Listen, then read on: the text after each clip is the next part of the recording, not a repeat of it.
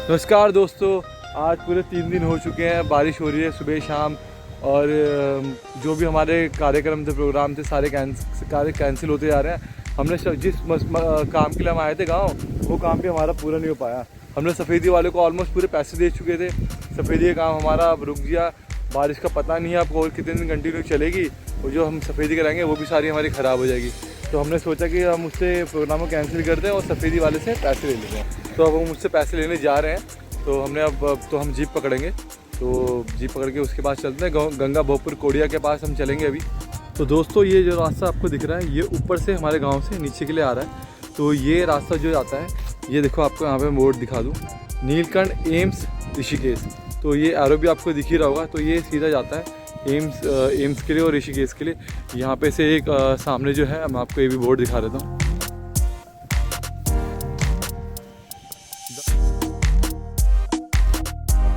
तो यहाँ से जो है जंगलात का एरिया स्टार्ट हो जाता है, फॉरेस्ट का।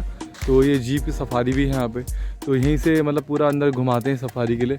हम घूमेंगे तो नहीं, क्योंकि हमें भी और भी कुछ काम है। तो अंदर अभी उसके लिए जाना, मतलब अगर आपको जानवर अगर जानवर देखने भी हैं तो वो मोस्टली सवेरे मिलते हैं। तो अभी तो इस टाइम कोई मिलेगा भी नहीं, तो कोई फ़ायदा भी नहीं इस टाइम पे। वो सारे टूरिस्ट मोस्टली सुबह के समय ही जाते हैं।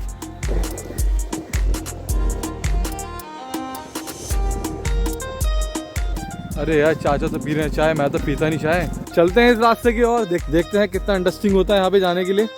वैसे लग तो बड़ा सही रहा है यहाँ से रास्ता। मैं चाय की दुकान पे, जब मैं वहाँ पे चाय पी रहे थे वहाँ पे चाचा, और तो मैं उस चाय वाले से बात कर रहा था। तो उसने मुझे बताया कि यहाँ पे अक्सर जो है कि जंगली जानवर रोड पर आराम से घूमते दिख जाते हैं। उसने बोला कि मैंने तो कई बार यहाँ पे देखा है, और वाकई में देखा हुआ, क्योंकि काफ़ी घिरा हुआ जंगल है। नीचे की साइड है, पानी का स्रोत भी है यहाँ पे। तो पानी पीने के लिए भी आते होंगे यहाँ पे जंगली जानवर।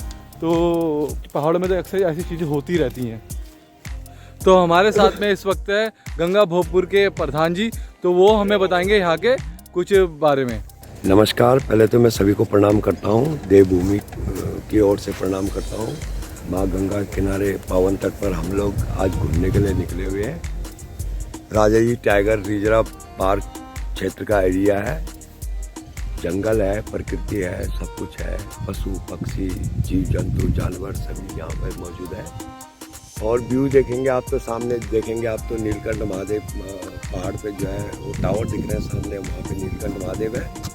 वो पहाड़ी सामने देखेंगे तो कुंजापुरी माता का मंदिर है। सामने आपका ऋषिकेश क्षेत्र है। ऋषिकेश क्षेत्र बैराज, जिसमें जो है बहुत बड़ा एम्स बना हुआ है। उधर सामने देखेंगे डिस्ट्रिक्ट देहरादून का एरिया खत्ती श्यामपुर। इधर देखेंगे आप सामने तो ये भट्टों वाला एरिया दिखता है सामने रायवाला मोतीचूर। और ये आपका उधर सामने पीछे की तरफ जो है चंडी मंदिर, मनसा देवी मंदिर। बहुत अच्छी जगह है जो है पार्क घूमने के लिए। जानवरों का दीदार होता रहता है और काफ़ी शांत क्षेत्र, जिस प्रकार से देवभूमि है उसी प्रकार से माँ गंगा के तट पर बसा हुआ गंगा भोजपुर ग्राम है। काफ़ी शांति है, प्रकृति है, सब कुछ है, सब बढ़िया। तो ये मुझे बताएंगे, अभी जो नदी जा रही है ये कहाँ के लिए जा रही है? ये गंगा जी है। हाँ। गंगा जी जो है यहाँ से आपके चल करके आई हैं और यहाँ होते हुए आपका हरिद्वार जाएंगी। अच्छा, ये वाली जो नदी और जो सामने जो हमने देखा था जो पुल के पास था, वो दोनों साथ में एक साथ मिलके सीधा हरिद्वार के लिए और ऋषिकेश के लिए निकलती हैं। हाँ जी, ये अच्छा। आगे बैराज पर जो है एक बैराज बांध बना दिया गया है, जिसका पानी जो है उस नहर के द्वारा जो है पावर हाउस में जाता है और वो 4 टरबाइन को वहाँ पे चलाता है, जिससे विद्युत उत्पादन होता है। उसके बाद वो आगे जा करके गंगा जी और नहर जो है दोनों एक हो जाता है। अच्छा, मतलब ये दोनों बैराज में जाएंगे पानी, और वहाँ से सीधा हरिद्वार ऋषिकेश के लिए निकलेगा, मतलब बिजली बनाने के लिए जाएगा। जंगलों के बीच में से जाते हुए हम गौरी घाट मंदिर, वहाँ हम जाएंगे। और ये बस हम पहुँचने वाले हैं। तो पुरानी हरिद्वार रोड के रास्ते। तो अब हम पहुँच चुके हैं गौरी घाट मंदिर। तो मैं आपको कराऊंगा उसके दर्शन। तो उससे पहले कुछ जानकारी देंगे हमारे साथ जो प्रधान जी हैं। तुम चलो आओ मिलते हैं उनके साथ। बहुत स्वागत आपका गौरी बाबा मंदिर में। गौरी बाबा एक जाने माने सिद्ध तपस्वी थे हमारे क्षेत्र के, गढ़वाल के ही रहने वाले थे। बचपन से ही यहाँ पे आ गए थे। बड़े बुजुर्गों के कथनानुसार यह जगह जो है जब नीलकंठ महादेव नीलकंठ में प्रकट हुए थे, तो जब समुद्र मंथन हुआ था, उसमें हलाहल विष निकला था, तो विष को धारण जो है भगवान देवादिदेव महादेव ने ग्रहण किया था। तो उस विष के प्रभाव से जब भोलेनाथ जो है विचलित हो गए, तो वो जो है नीलकंठ महादेव गुफाओं में जो है वहाँ रहे। उनको ढूंढते हुए जो है गौरी माता जो है, जिनको माता कहते हैं, माता जो है यहाँ पे आई थी। उन्होंने यहाँ पे स्नान किया था, इसलिए इस जगह का नाम गौरी घाट पड़ा। तो हमारे गढ़वाल से बचपन से ही बाबा जी एक यहाँ पे आके रहने लग गए। वो जो है उन्होंने अपना जो है अध्यात्म यहीं पे पूरा किया। उनका शरीर भी अब ब्रह्मलीन हो चुके हैं। उन्होंने काफ़ी सिद्धि यहाँ पे प्राप्त करी। तो उनको भी गौरी माता के नाम से, गौरी बाबा के नाम से पुकारा जाता था। उनका नाम वैसे ब्रह्मलीन हरद्वारी दास जी महाराज था, जो कि जो है उदासीन अखाड़े से संबंधित थे। और ये पुरानी आपका जो है हरिद्वार रोड में हम लोग खड़े हैं। जब हमारे पूर्वज जो है इस रोड से हरिद्वार की ओर जाया करते थे बस के द्वारा, उस टाइम गंगा बस सर्विस यहाँ पे एकमात्र चलती थी। ये सामने फॉरेस्ट चौकी है, जो आदि काल से यहाँ पे बनी हुई है। सबसे पहली चौकी उस समय की जो है गौरी रेंज की चौकी थी। तो यहाँ पे जो है फॉरेस्ट विभाग जो है कर्मचारी रहते हैं। और यहाँ पे जो है हम लोगों का जो है शमशान घाट भी था गौरी घाट में, जिसमें पूरे क्षेत्र के लोग आकर के जो है क्रियाक्रम करते थे। और सामने जो है हमारे लिए उस जमाने में बोट की व्यवस्था थी। नाव से जो है हम लोग, हमारे पूर्वज जो है उस पार रायवाला जाया करते थे। उसके बाद वहाँ से ट्रेन के माध्यम से अन्य जगहों पे जाया करते थे। जो आप सामने देख सकते हैं गौरी बाबा मंदिर। अब विंध्यवासिनी का मंदिर और गौरी बाबा मंदिर, जो बाबा जी के शिष्य हैं विंध्यवासिनी दास, उनके पास इस टाइम वो संचालित कर रहे हैं।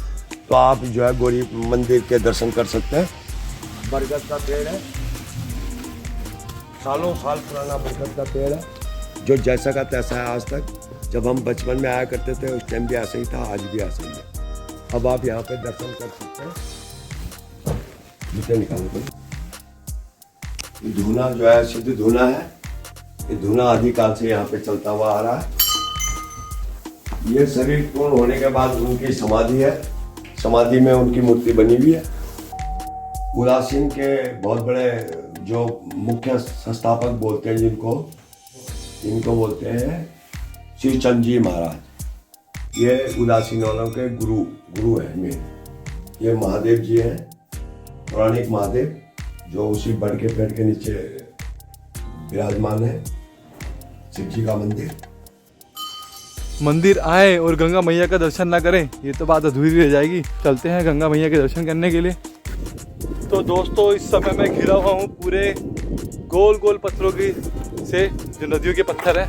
ये आपको चारों तरफ दिख ही होंगे मेरे। इन पे चलना भी बड़ा मुश्किल है।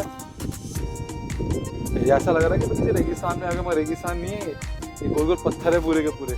पानी तो खैर अब बहुत कम है यहाँ पे। जब बारिश का मौसम होता है, जोरदार बारिश होती है, तो सारा पहाड़ों का पानी अब नीचे आया था। तो यहाँ पे पूरा का पूरा लबालब उस टाइम पूरा पानी से भर जाता है। तो इस टाइम तो पूरा सूखा पड़ा है। ये दूर दूर तक आपको कुछ नहीं दिखाई देगा। सब ये जो पेड़ है, ये पेड़ भी आपको दिख रहे होंगे, सारे बहकर आते हैं नदी के पानी के साथ, पानी के बहाव के साथ। ये आप देख रहे हैं पानी का बहाव, ये गंगा जी का बहाव है। और पानी की आवाज़ सुनिए आप, कितनी तेज है।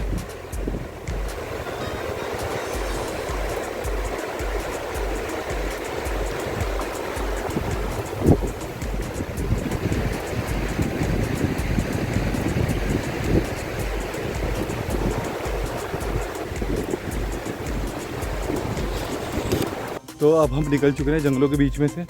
ये पूरे घने जंगल हैं मेरे पीछे और आगे पीछे सब जगह। तो यहाँ पे शायद हमें जानवर भी मिल सकते हैं। और हाथियों का मैंने भी देखा, यहाँ पे उनका गोबर भी पड़ा हुआ है। तो यहाँ पे हमें बड़ा संभल के चलना पड़ेगा अब यहाँ पे।